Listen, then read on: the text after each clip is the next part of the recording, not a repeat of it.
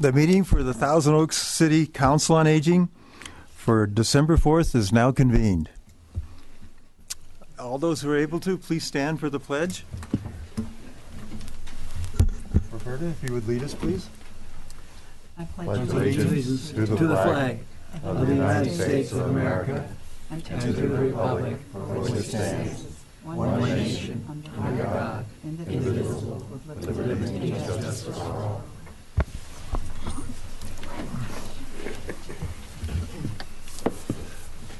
Francine, the roll call, please. Please respond with here. Commissioner Allen. Here. Commissioner Fotheringham. Here. Commissioner Gorbach. Here. Commissioner Grimm. Present. Commissioner Healy. Here. Commissioner Kopaz. Here. Commissioner Loomis. Aquí. Commissioner Norkin. Here. And Commissioner Shentis is absent. Thank you.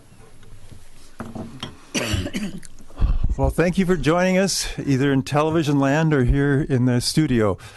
Thank you again for being with us. Now it's time for public comments, where we'd like to have anybody who'd come up who has some ideas or things that may affect the senior community. We'd certainly appreciate. We have one right now, Mary Freed, if you would please. Speaker. I stopped by Manna this morning. I was dropping off some fruit, and they gave me a little brochure from Southern California Edison. And if a senior calls Edison about getting a discount on the electric bill, because that's what this little brochure is all about, get a discount on your electric bill, and they say that Manna referred them, Manna gets a little bit back from Edison. So I think that's something our seniors can do.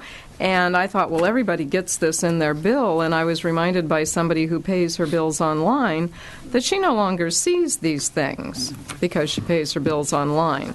So seniors who are doing that won't see this. So I thought, well, maybe we can get the word out that if you contact Edison about this, Manna will get some help.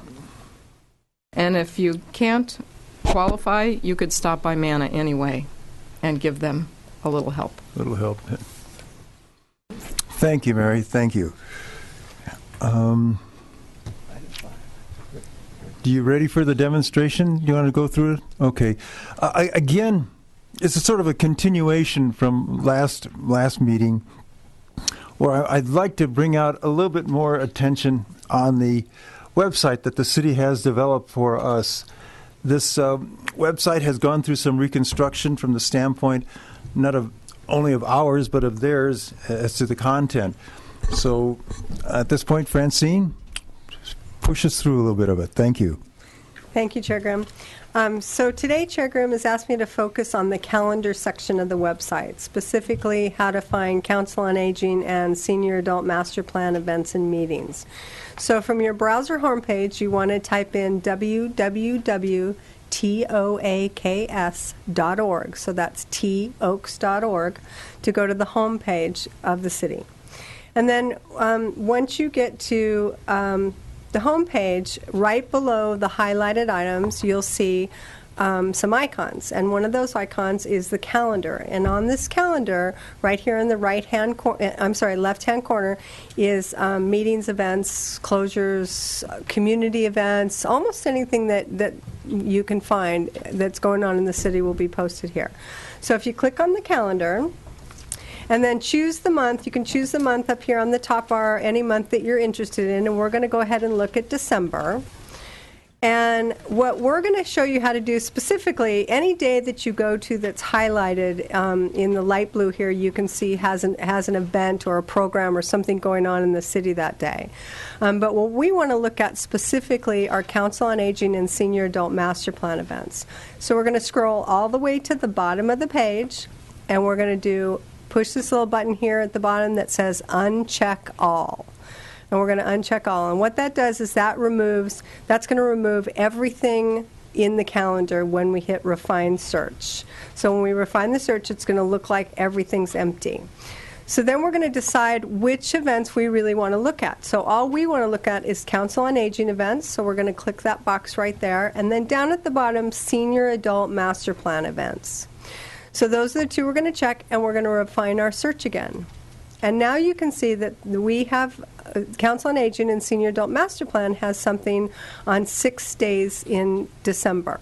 So you can go to any one of those days. So like, for example, today is the 4th.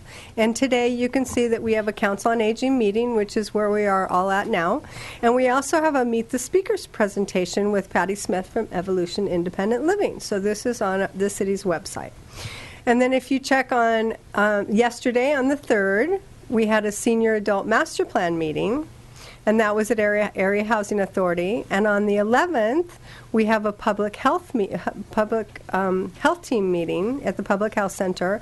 And on the 17th, we have a recreation and health meeting.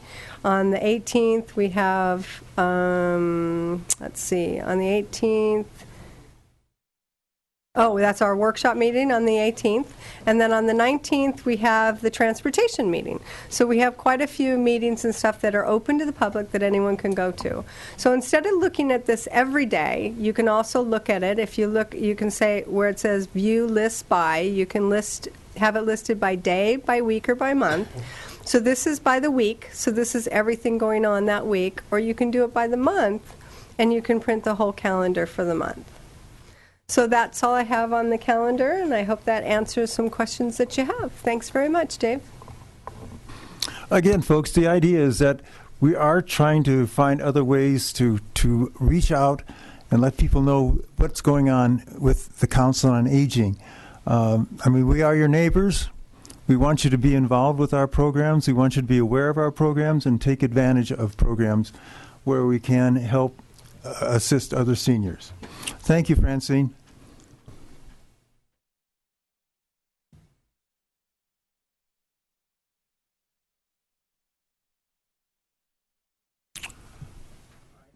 Moving on to item 6, liaison reports.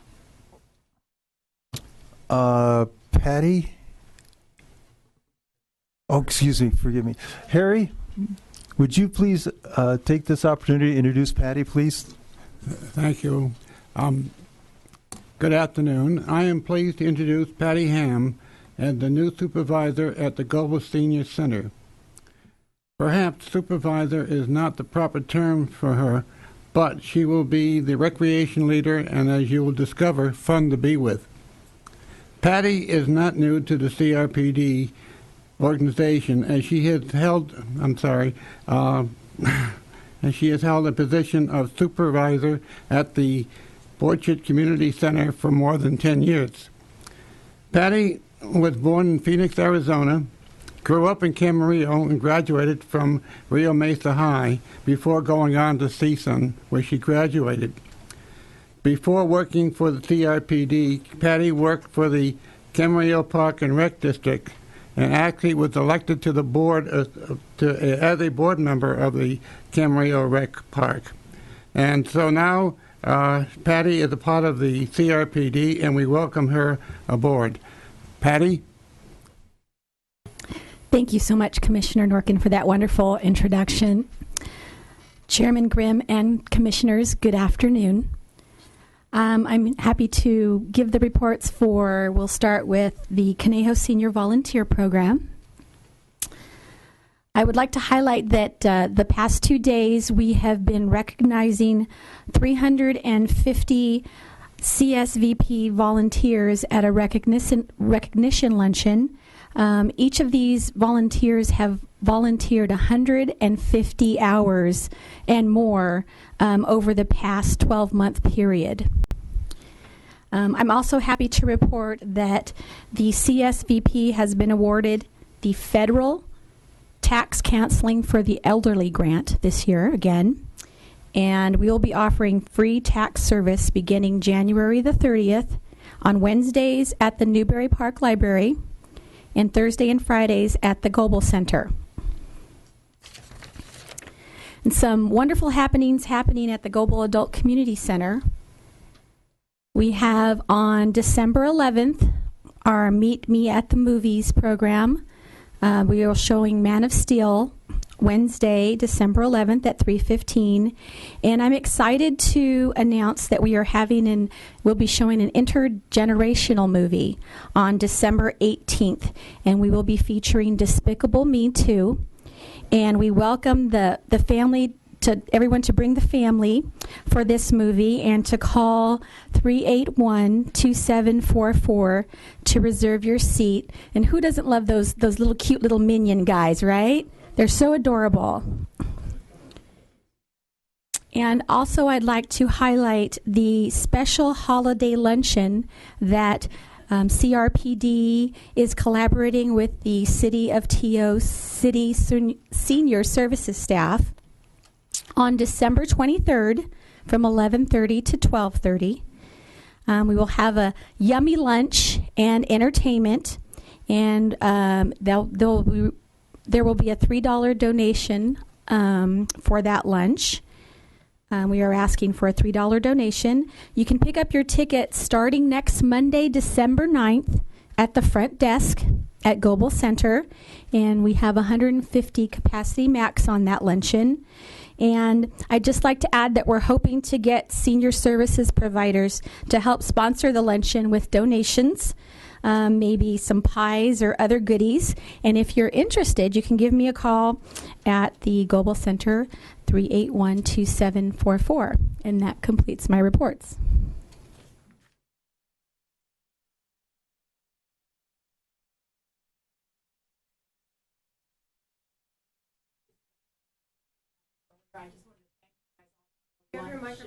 The luncheon that we had yesterday, I know some of us were in attention, and it was a lovely luncheon that they did. It's such a nice way to start the holiday season every year. So thank you guys very much for that. You're welcome.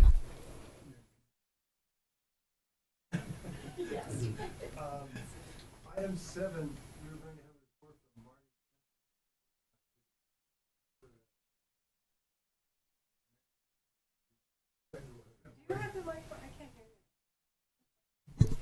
My fault.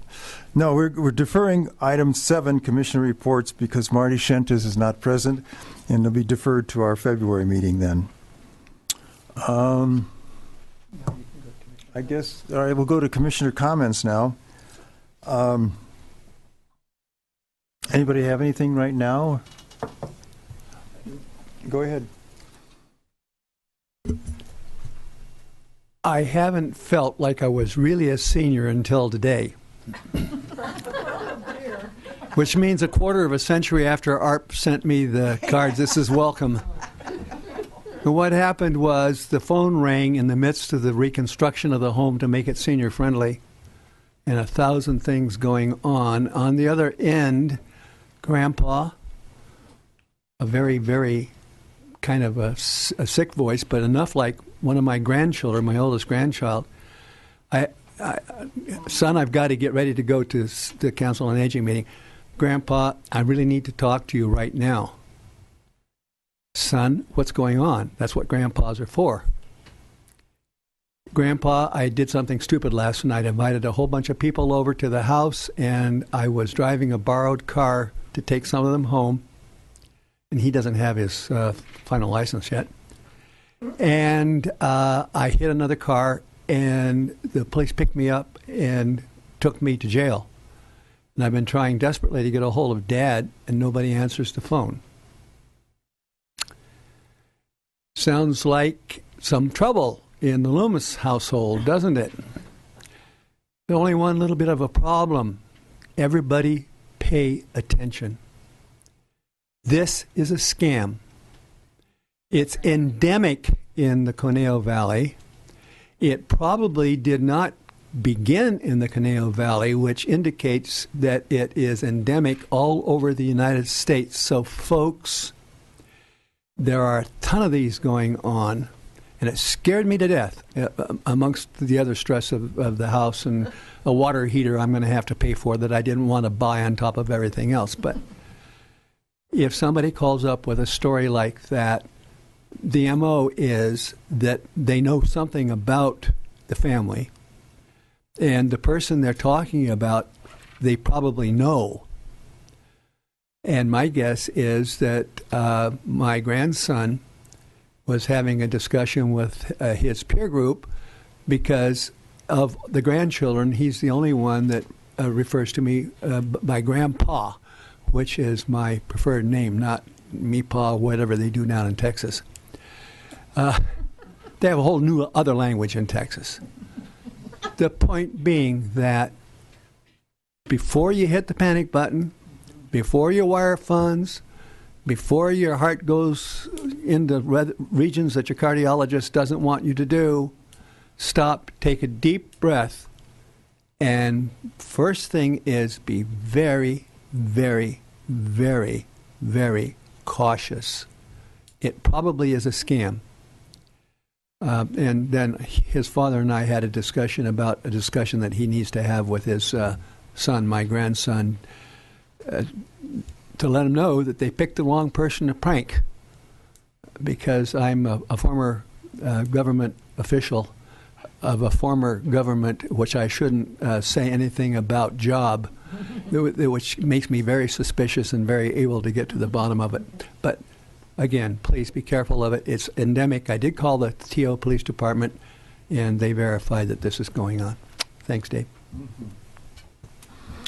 I know the recognition dinner luncheon came up already, but I did want to acknowledge a couple of folks. Nancy and Marty were there.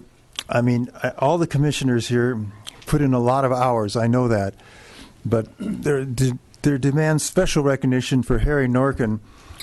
He has been credited with doing over 1,000 hours of volunteer work throughout the year. I mean, Harry, I don't know how you do it. I mean, I know he does it, but I don't know how he does it from the standpoint of the buzz, all the other things he gets involved in too. So, Harry, congratulations. Thank you for all your efforts throughout the year. Thank you. Thank you, too. Couple other thoughts. I know in the excitement of the year and all the purchasing going on, I'd just like to remind everybody to try to buy local. I know we get enthused with the idea of eBay and all those kinds of things where you don't have to pay tax. But I mean, the taxes do support a lot of activities here in our community, and we need to be conscious of that. It's part of, maybe it's because I'm a senior, it's just sort of understanding that recognition that there is an important part to community, and that community is developed by a tax base that we have here in the area. So please, in the excitement of buying things, don't forget us. Do consider, maybe going out and seeing and walking across a door and buying something so that the tax money can stay within our own community. Okay? Volunteering does a mind and body good. It really does. I mean, you folks are here, and I know you do a lot of things in the community. Don't be afraid of doing a little bit more next year, because we need it. We all need it. Okay? Anything else, guys?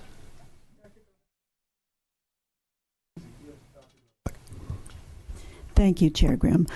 Just as you're speaking about buying and gifts this time of year, when you're over at the Oaks Mall, don't forget to please stop by the Giving Tree, which is a project of the Children's Auxiliary of the County of Ventura that raises funds for gifts for foster kids. And I've worked with foster youth programs before, and bouncing from house to house is tough and really, really tough on children. So stop on by the Giving Tree and see if you can help provide a gift for a child or a family, or write a check. And come by and see me, because I'm going to be there Sunday from 4 to 6, and I'll be there Monday and Tuesday nights from 5 to 8. And I'd like to know that someone's watching this television program, so please stop by and say hello and make a contribution to the Giving Tree. You'll feel good about it. Pardon me?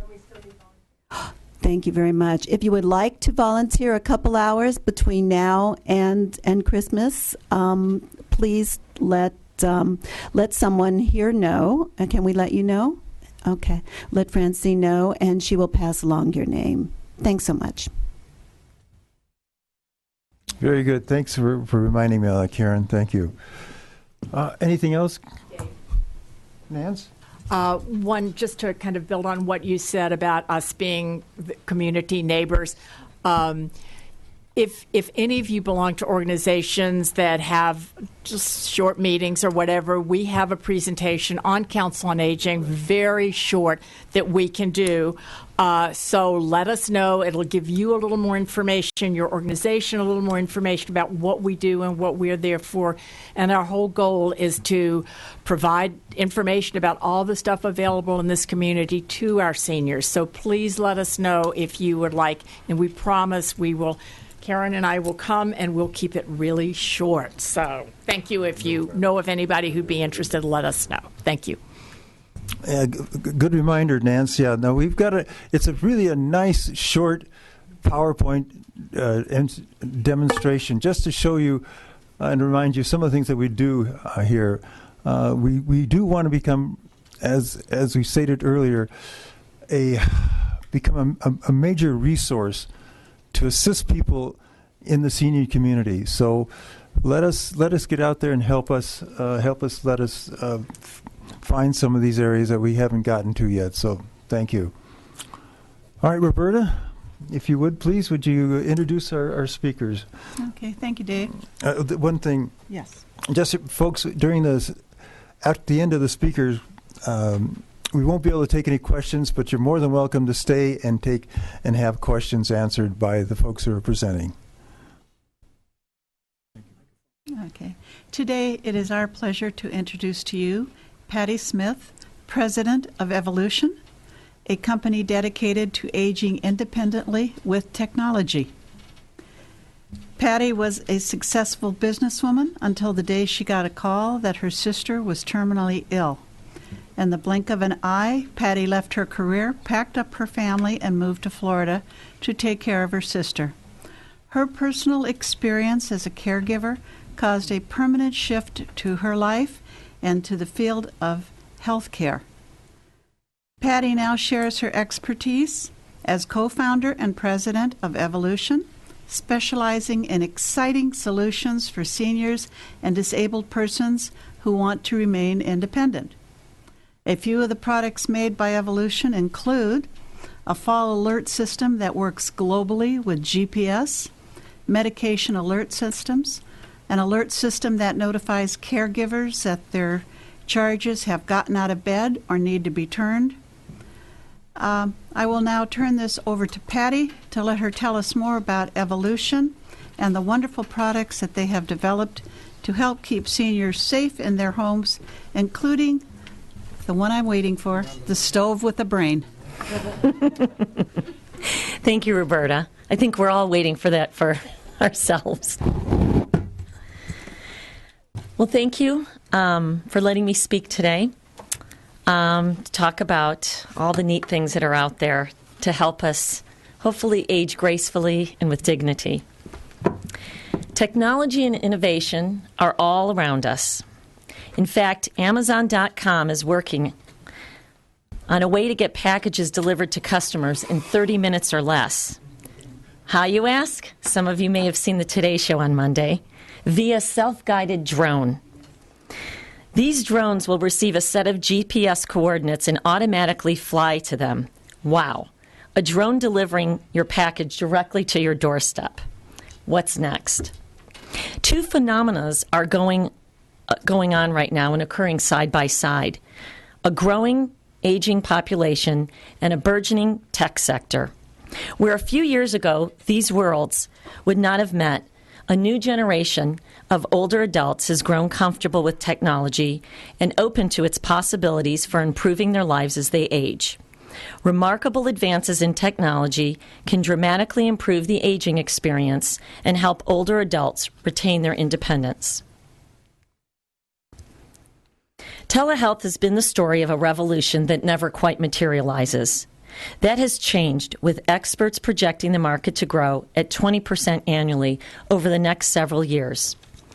Telehealth is a term used broadly to encompass interactive video conferencing, electronic exchange of information, remote monitoring of vital signs, patient portals, and more. The roots of telehealth go back to 1906 when Dr. Willem Einthoven, inventor of the EKG, devised a way to transmit this data over telephone lines.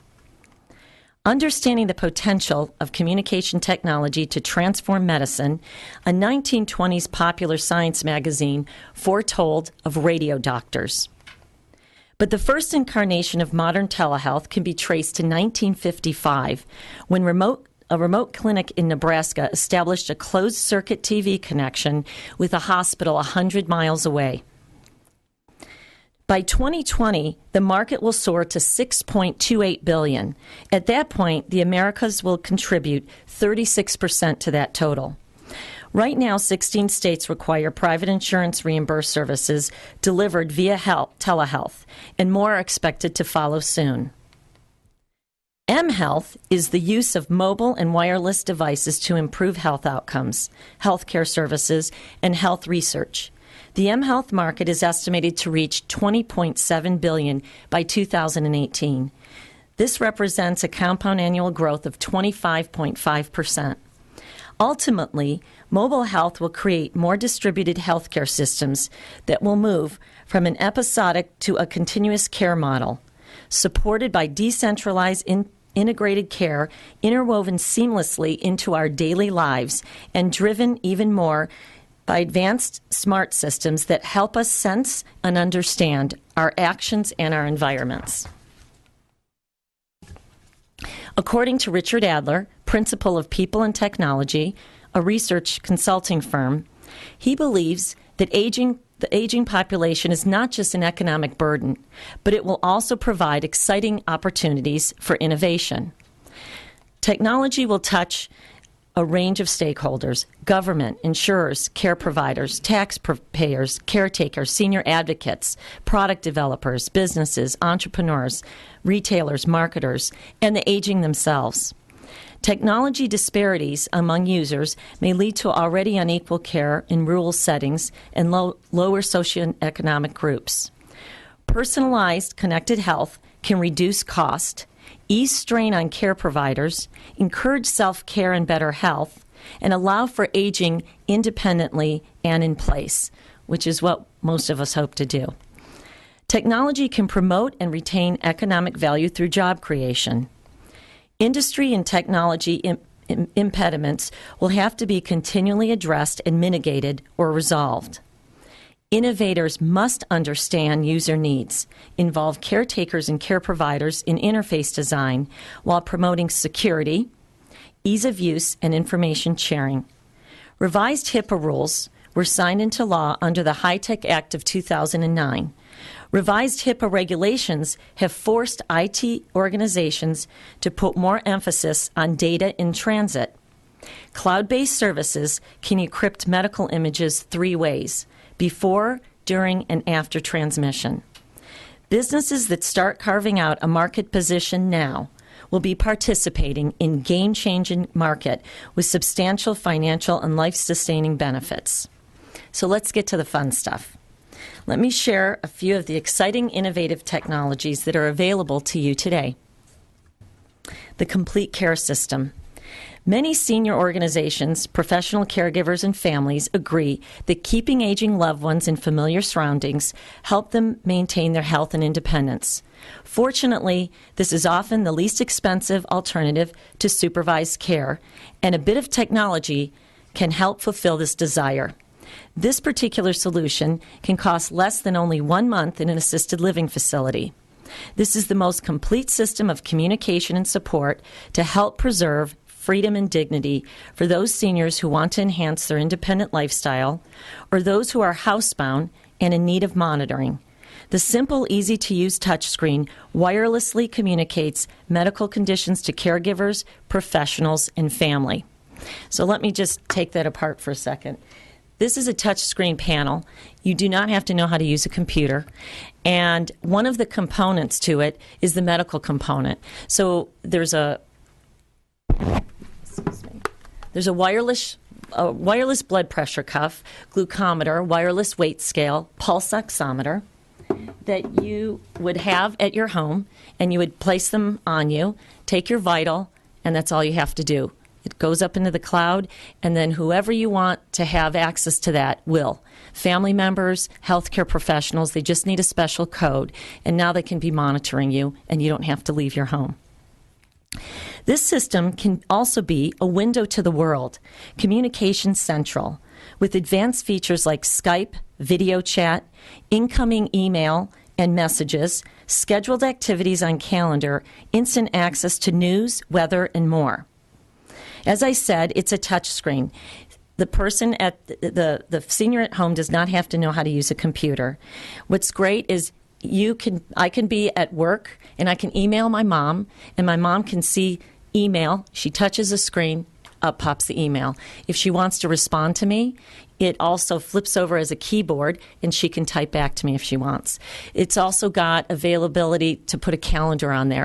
So then I can be putting something on Mom's calendar, doctor's appointment. My sister can be putting lunch this weekend at her house. And that way we all have access to the same thing, and Mom can see what's going on. The safety and security module includes such features as automatic on and off lighting triggered by motion. Nighttime lights can turn on and off upon in and out of bed activity. Fall detection, medication monitoring, door window activity reporting, and caller ID capabilities help make this the premier system for independent living. The entertainment module includes tons of cognitive exercises and brain teasers, photo galleries, instant access to favorite family videos and music. There's some really neat components on here. You can download family pictures, but you can also, I can be miles away and I can be videotaping my daughter reading, singing, dancing, and I can have it sent to Mom when she wakes up in the morning. She hits videos, and there she sees her granddaughter. So it's such a robust system. So I think it's great to make everybody aware of some of the things that can help people, not just medically, but just from a social component that you can just connect, even if, we've got our busy lives and we want to keep our families involved. Brain fitness. Over 20 years of medical research have shown that consistently exercising your brain can significantly reduce the risk of memory loss by as much as 63%. Brain health is just like physical health. It's a matter of use it or lose it. Now, there is a new approach to brain fitness designed specifically to meet the needs of boomers and seniors. The system allows senior living communities and skilled nursing facilities, as well as individuals, to easily provide residents with one-on-one customized cognitive stimulation to help them maintain brain health and fight the threat of dementia. Group activities like bingo and trivia games are fun, but they are not what is meant by rigorous, broad-based cognitive stimulation. Rehab facilities and healthcare professionals like neurologists, speech-language pathologists, and occupational therapists can use this system for patients who have suffered strokes, traumatic brain injuries, or are simply struggling with cognitive decline. Both the University of Florida and UCLA completed an evidence-based study supporting this system, which is shown to improve memory as it strengthens attention, focus, and concentration. It provides a comprehensive brain fitness workout, cross-training the brain in 6 essential cognitive domains. They are short-term memory, long-term memory, language, calculations in mental math, critical thinking, and visual spatial orientation. Smart bed technology. It's kind of a fun new term. Imagine a smart bed completely invisible to patients that provides caregivers and healthcare professionals with biometric medical data, continuously and wirelessly without touching or attaching anything to an individual. The system's sensor mat, as you see in the first picture, is placed under any type of mattress, instantly transforming any bed into a smart bed, detecting and alerting caregivers for patient position change to manage pressure ulcers, motion behavior, and bed exit. Data is automatically transmitted to a HIPAA-compliant secure cloud server where it is processed and packaged in powerful, user-friendly applications viewable on a secured internet website. Caregivers receive health data and alerts on their PC, Mac, or mobile devices such as smartphones, iPod Touch, and iPads. How it works, you see the little blue pad that goes underneath the mattress, and that's collecting the biometric data. There's a square little, looks like a big plug, which is actually the computer, and that plugs into the wall. And the patient will be laying on the bed, there's nothing attached to them, and automatically data is starting to get transmitted. And it gets transmitted to the HIPAA-compliant cloud, the invisible cloud in the air, for analysis. Okay, and then it goes instantly, alerts and reports to the caregiver or nurse on her iPad, iTouch, or computer, so she's able to monitor. And it's great because you can set up max and mins, so if somebody's blood pressure goes below or above, or weight goes above or below, they're notified and they can go right to where the need is. Using this system, healthcare professionals and caregivers can monitor individuals or a group of patients at all times, receiving alerts to respond to immediate needs while performing their daily duties, whether they are in an acute, post-acute, or home health setting. The smart bed is an effective tool for validating position change, mitigating falls due to bed exits, and for automated documentation, proving to save hundreds of staff hours per month. Clinicians can also review long-term trend data for adverse sleep patterns, resting heart rate, and respiratory trends, and overall sleep quality. Benefits for facilities such as skilled nursing facilities and hospitals would be dramatic reduction in pressure ulcers, time-stamped biometric reading and caregiver recordings of turns. So if somebody needs to be turned every so often, and the way a lot of it's done now is all manually, they set it up through their computer and through their iTouches, and it will alert them when it's time to turn somebody, and they have to show that they've turned them. And it will show if they turned them and forgot to hit it, and it will show if they hit it and did turn them. And then it will automatically, if they're a little late on the turn, it'll reset the time so it's 2 hours from the time they turn them. So it's very efficient. It also helps with the legal exposure of facilitating documentation and record keeping, contributes to reduction in rehospitalization for the high-risk discharge patients. The benefits to its staff: automatic adjustments to turn scheduling between staff and shifts, no need for added note-taking, provides that turns were made, assuring administration, doctors, and family that these things are being done, because sometimes they are being questioned by families. And it's less paperwork and less documentation. It's a pretty cool technology. Remote patient telemonitoring. These systems are easy and affordable solutions that makes remote health management a reality and empowers individuals to take more active and informed roles in their own health and well-being. 21st century healthcare takes a team effort, especially when it comes to managing chronic conditions such as hypertension, congestive heart failure, diabetes, obesity, chronic obstructive pulmonary disease known as COPD, and asthma. Using advanced communication technology, patients can now measure their own vital readings from their homes multiple times a day. All data is instantly and wirelessly sent to the cloud, a secure and private website where it can be read by a healthcare team of medical professionals, caregivers, or families. So looking at the first picture, you see a wireless weight scale, a blood pressure monitor that's attached to a cuff, a glucometer to read your glucose levels, and a pulse oximeter. That goes to, they call these little pods, and the pod would sit in your home, and then you would take your blood pressure or weigh yourself, and it would get transmitted to the little pod, and it would go up into the cloud, and then go to a clinician, a family member, where they would look at it on their iPad, iTouch, or computer, and be able to keep an eye on you, and be able to react if something is starting to show the problem. Having instant access to a patient's vitals is crucial for healthcare workers and caregivers who need real-time medical data to track chronic conditions, and also for family members who live many miles away. Prior to remote health monitoring, remote health management was prohibitively expensive, cumbersome and complicated, making it unaffordable and impractical for the 133 million Americans who are currently living with one or more chronic conditions. This figure is only expected to grow as the baby boomer generation ages. According to Dr. Ron Payan, clinical professor at UCLA Medical School and founder of the Hospital Satellite Network, he says the whole healthcare system needs to be turned upside down so that the patient is the most important part of the system. These products can monitor patients wherever they are, at home or on the road. Medication management. This particular picture shows an electronic medication management device that brings the old-fashioned pill box into the 21st century.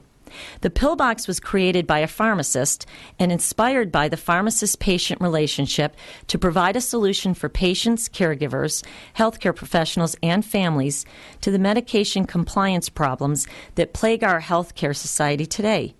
It is a medication identification and reminder system designed to ensure that the right doses of meds are taken at the right times.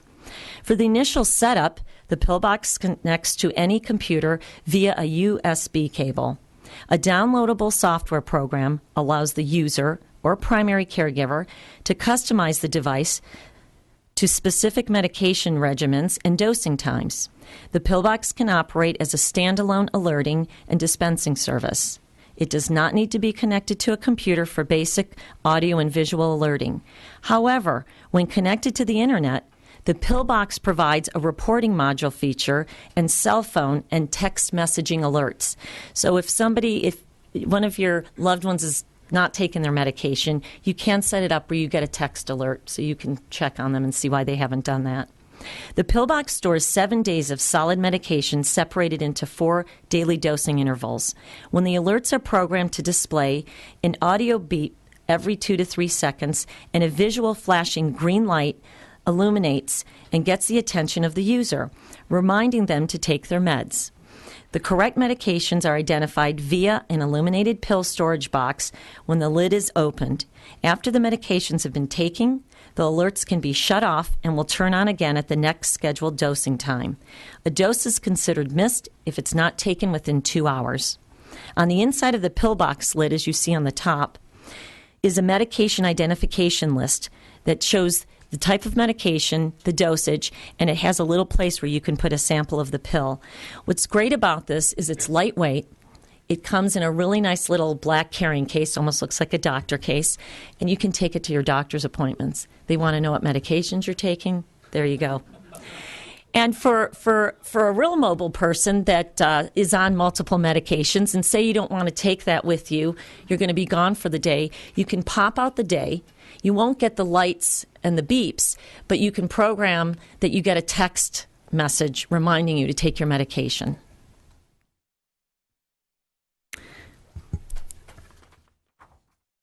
The voice alert system is the most flexible and cost-effective enunciation system available today.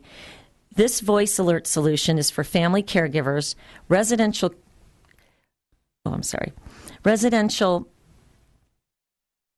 caregivers in boarding care, assisted living, and skilled nursing facilities. The voice alert system does not shock dementia or Alzheimer's residents with constant loud alarms. Instead, this innovative system provides a gentle voice enunciation at the caregiver station whenever a resident triggers one of the several sensors, signaling the need for help. This voice alert system is especially important during nighttime, with bathroom visits or irregular wandering. When triggered, the sensors embedded in bed strip pads, floor mats, wheelchair pads, incontinent pads sends a silent signal to the voice alerts receiver placed at a caregiver station or in a central area. Let's look and see how this works. First of all, the voice alert system includes a motion sensor, a wheelchair pad sensor, an incontinence sensor that senses moisture, a floor sensor. It also has door sensors and motion sensors. The pre-recorded voice alerts the caregiver by identifying the specific person by name and the specific sensor that has been triggered. Mary's bed, Bob's window. The recordings can be changed by the caregiver. The small desktop receiver can be easily moved. I'd like to demonstrate how this works just by hitting a button so you can hear when a sensor goes off, whether somebody's up, somebody has wet the bed, somebody's leaving a door. I hope you guys can hear this. Mary's bed. Bob's window is open. Susan is up. Moisture report. Back door open. Patio door open. What's great about this can even be used in a house. If you've got somebody that you're concerned about, and if you're worried about them leaving. I had somebody come up to me and tell me that they had somebody that was just starting to show early signs, and they were fine when they were in the bedroom, but they started getting ready at 4 a.m. and trying to go outside, and the family member said, I'd love to know if they left. And this can even tell you which door they left from. So it's really it's quite an amazing little piece of equipment, and it's not very expensive. What's nice is for a boarding care, if you don't want to have the voice alert on at night, there's another piece that goes with this, that it hooks on their pants, and they have one earbud.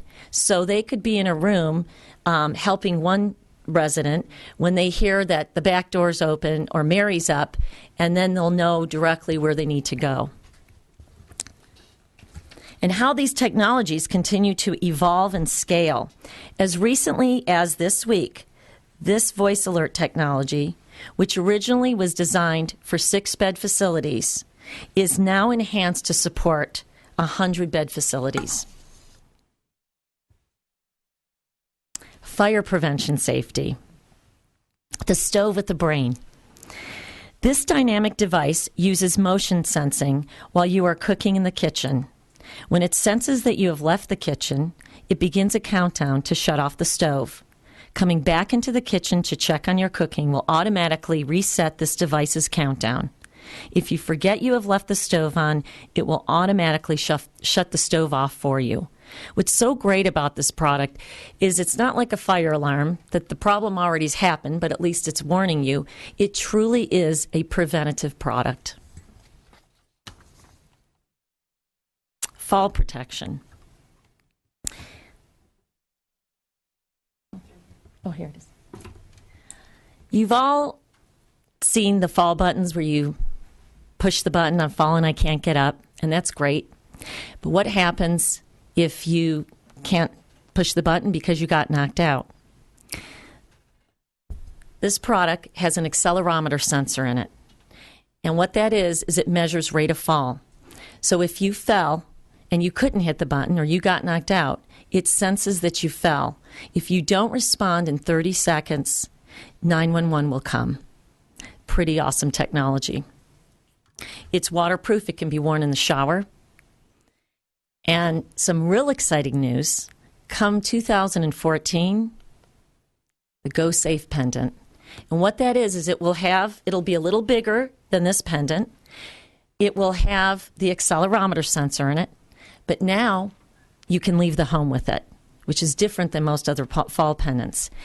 And you can leave the home with it because it has GPS in it. It's got a voice-to-voice chip in it. So say mom left the house and went to the grocery store.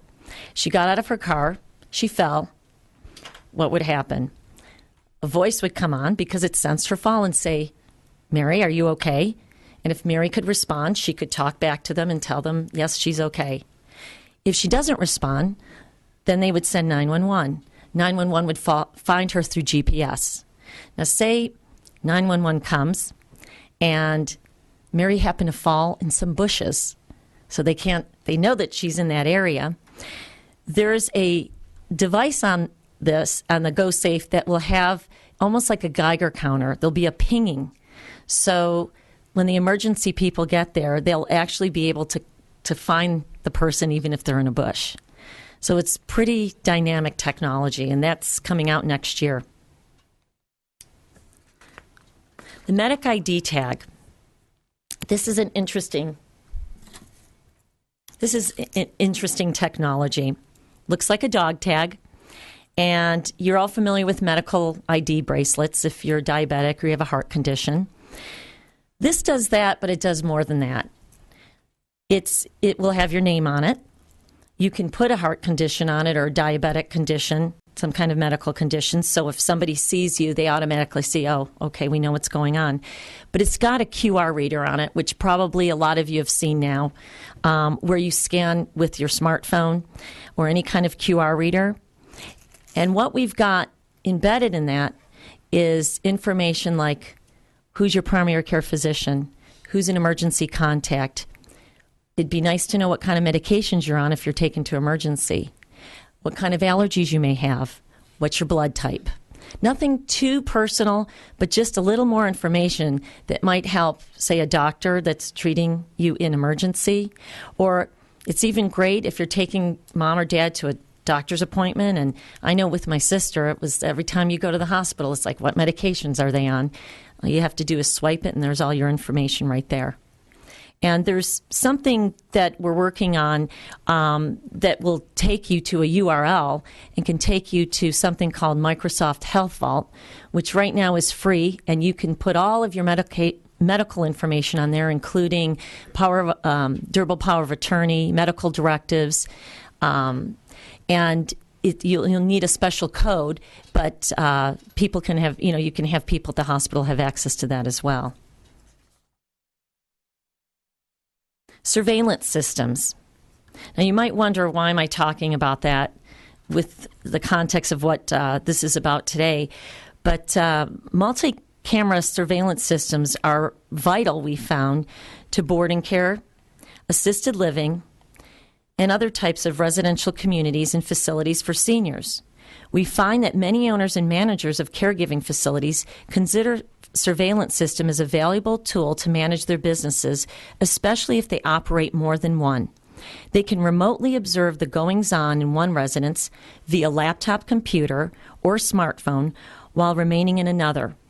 A lot of the boarding care facilities, the owner may own 3, 4, or 5 of them. And this way, whether they're in one facility and not the other, or they're on vacation, they can have access to see what's going on in the home. And generally, the cameras aren't placed in bedrooms because you can't do that unless the family signs off on it. But they're in main areas like living room, kitchen, hallways. And it's really there to just try to help them keep an eye on things, make sure things are fine. And if you've got a family member in a particular facility, even in assisted living, it'd be nice to know that there's just that extra peace of mind.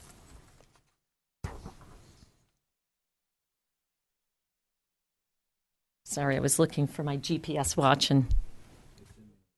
Oh, okay, it's in the other room, but here's a nice picture of it. This GPS locator is the next generation of wandering prevention and mobile personal emergency response solutions. The Personal Locator Watch was designed specifically for individuals with autism spectrum disorder and Alzheimer's disease. It can also be used by lone workers, hikers, and many more applications. Wearable like a watch, it incorporates 2G, 3G, and 4G cellular. It includes a lockable clasp, an SOS button. It's lightweight at only 3 ounces. It takes only an hour and a half to charge and operates over 60 hours. Some other features, it's got free fall detection, overspeed alert, multiple geofencing. So if you wanted to set up an invisible fence around the home, or say around the neighborhood, mom's okay until she gets past a certain point, then I want to know. Or even your kids, you want to know when they go past a certain area that's not school. You can set up an invisible geofence. In this particular watch, you can set up to 4. Bluetooth technology, 2-way auto answer. So when I said it's got SOS, there's a little button, a little SOS button. So if somebody's wearing this watch and they get nervous, they're scared, they got lost, but they're aware that they need to get help, they push the button, and it can go to up to 5 different phone numbers. And it will call all of them until somebody picks up the phone. It's waterproof up to 3 feet. Again, it's got GPS and many other features. Setup and tracking is easily done using a secure website or smart apps for iOS and Android phones. Who knows? At some point, we may have self-guided drones locating our wanderers and then bringing them back home. And this isn't the end.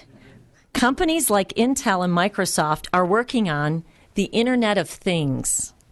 In the next decade, 77 million baby boomers will establish a new concept of health as they age and become America's next senior citizens. They will challenge the formal healthcare system to serve them better. And successful companies will be those that can extend the market for health with alternative forms of care and new types of health-related assistive technology products and services. By finding innovative ways to accelerate the pace of change, we may actually reach the goal of creating a more effective, more affordable, more accountable healthcare system in our lifetime. Technology is the future, and the future is now. Thank you.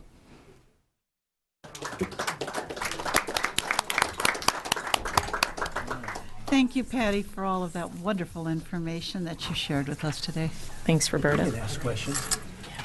Oh, that is just voluminous. I mean, man, you jammed a lot in there, Patty, but you certainly exposed us to a lot. Any questions from the council? Oh, good. All right. We'll start down with Karen. Thank you. That was a wonderful presentation. I'm from the field of higher education, and I'm wondering if you know of any colleges, private or public, that currently include training in the field of telehealth as part of their CNA or home health program or nursing program, or does the training only come upon purchase of the equipment? Thank you. That's actually an excellent question. Part of our mission with Evolution is education. And that's a good question, one that I can't answer because I don't know. What we're trying to do is get out and really educate the community so they realize the types of things that are out there, to help keep them safe in their home, to help the baby boomers care for their loved ones. I mean, the last thing that most people want to do is leave their homes. And sometimes with just a little bit of monitoring and a little bit of extra technology, they might be able to stay in their homes longer. But where do you go? So it's part of our passion and mission is to educate. But that's a very good question, one that I'd like to investigate.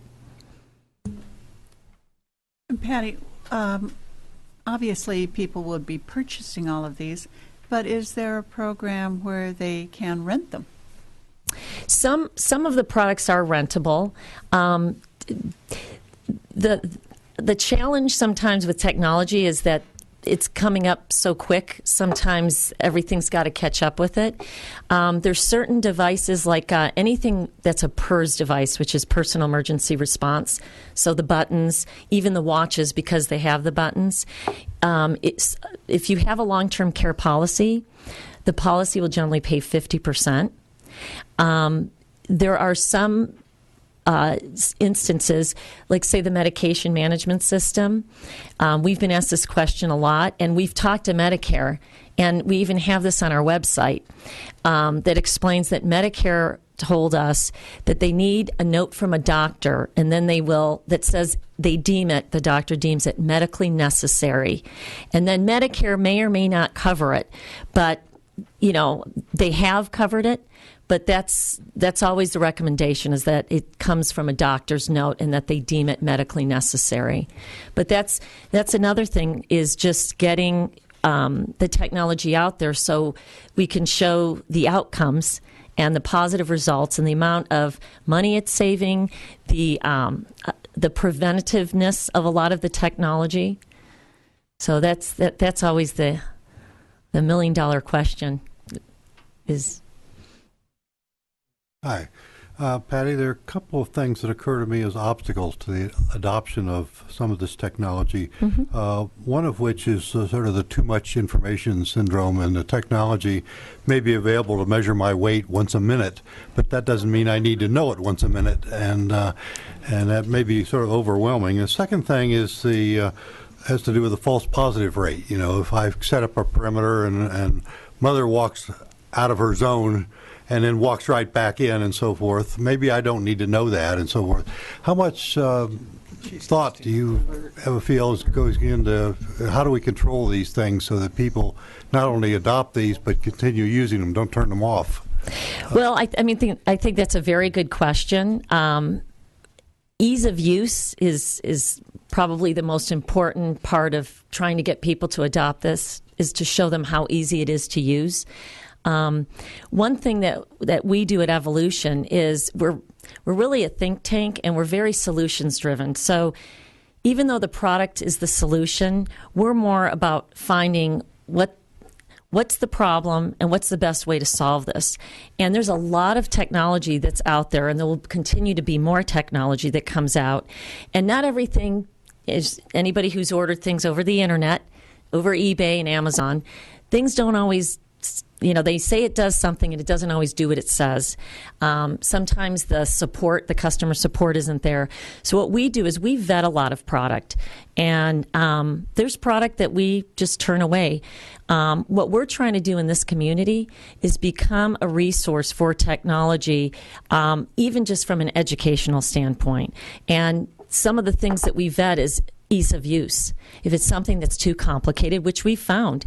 We had another GPS watch that we found ended up being just too complicated.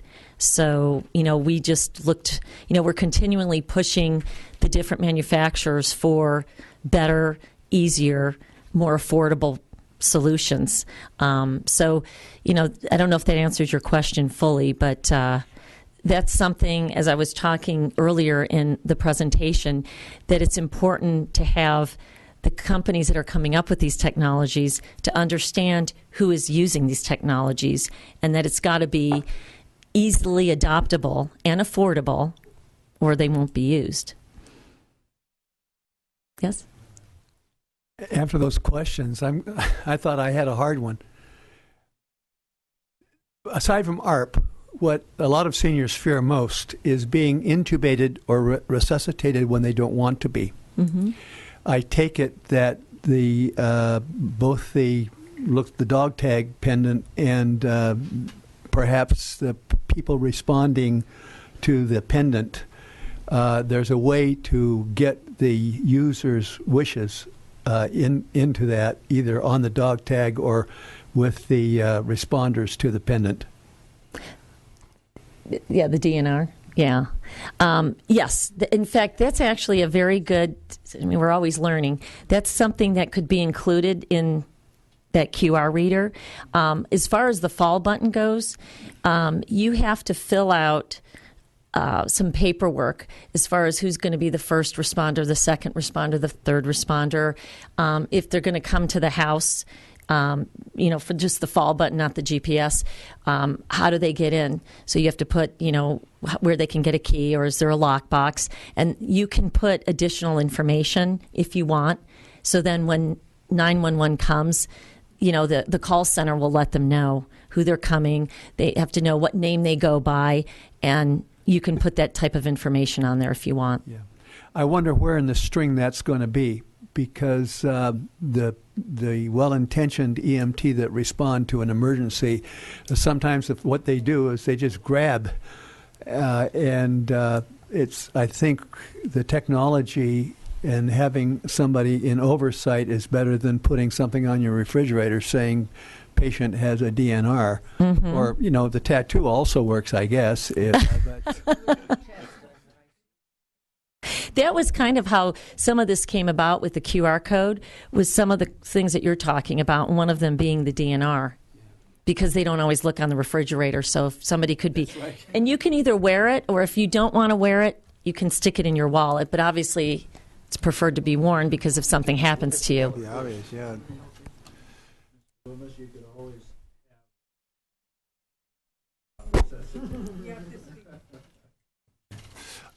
So, Patty, this equipment really isn't under durable medical equipment category yet, is it? No, it's assistive technology, and then any of the monitoring devices are considered telehealth. And so we've actually deemed, like DME is durable medical equipment. We're calling it ITHE, which is integrated telehealth equipment. But there really isn't a formal name for it or category like DME. It's like DME, but it's technology DME. So that just complicates the process of obtaining this through Medicare or any other. Well, I think what's changing right now that we've seen, with all the new changes with Medicare and even with the new 30-day readmits from hospitals, they don't want to see people back in less than 30 days because they're not going to get paid. So how are you monitoring these? What are you doing differently? And that's where insurance companies are starting to look at. We're starting to see more and more adoption because, that's the only other way to control that. You're right. It's an interesting point. By the cost savings that could be benefited from some of these devices certainly outweigh the cost of going back into the hospital and all the other administrative types of charging then. Exactly. Part of the education isn't just educating the community, but it's educating the professional healthcare community. We have our work cut out for us. Loretta. Yeah, well, as a former ICU nurse and a former setting up clinical systems and all over, how do you deal with alert fatigue if you get too much information, like Nick was saying? Because that's one of the main things, both with users of clinical systems. You can set up all these wonderful alerts, but if half the time they're not really working, or you just get alert fatigue and you just don't pay attention. That's a good question. Well, one of the reasons that we actually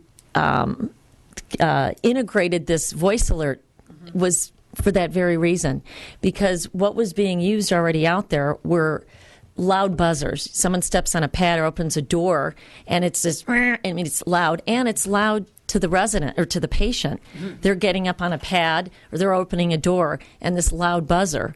So the next best solution was something that sits where a caregiver is, or they have earbuds, and they hear it, but the whole place doesn't hear it. And it's a gentle voice enunciation.